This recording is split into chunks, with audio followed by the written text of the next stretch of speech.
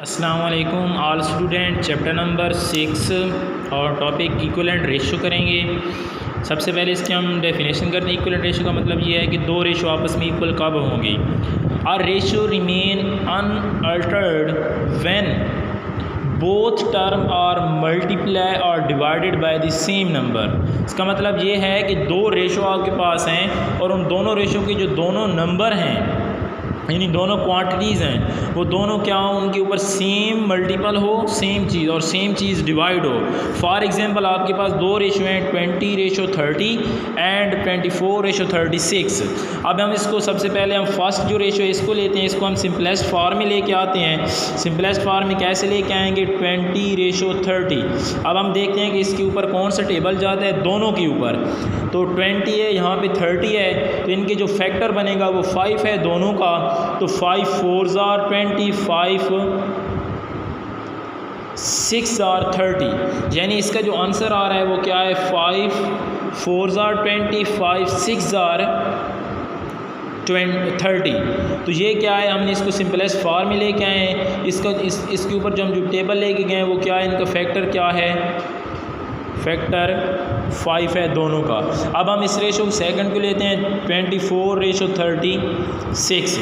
इसको हम simplest form में लेके आएंगे। हम देखते हैं कि इनका जो फैक्टर है वो क्या है 6 4s are 24, 6 are 36।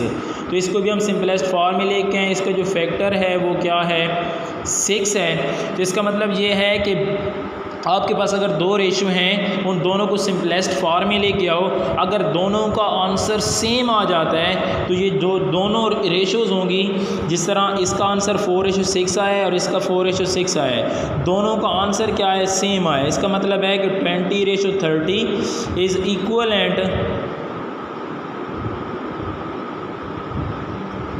टू 24:36, यानी ये रेशो और ये आपस में क्या हैं, दोनों इक्वलेंट हैं। क्यों इक्वलेंट हैं, क्योंकि हमने इसको भी सिंपलेस्ट फॉर्म में लेके आया, इसका आंसर 4:6 आया, इसको भी लेके आया, इसका आंसर 4:6 आया।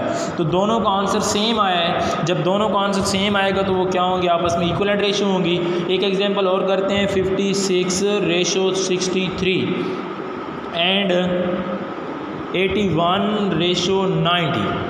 ये दो रेशो हमने लिए हैं। अब इनको पहले फर्स्ट जो रेशो है इसको सिंपलेस्ट फॉर्म में लेके आते हैं। तो इसको सिंपलेस्ट फॉर्म में लाने के लिए हम देखेंगे कि इनका जो फैक्टर है वो कौन सा होगा।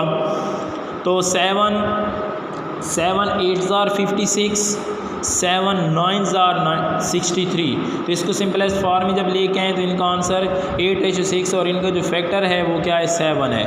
इसको हम लाते हैं, इसको सिंपलेस्ट फॉर्म में लाते हैं। तो इसका हम देखेंगे कि इसका जो है फैक्टर वो क्या है 9 9s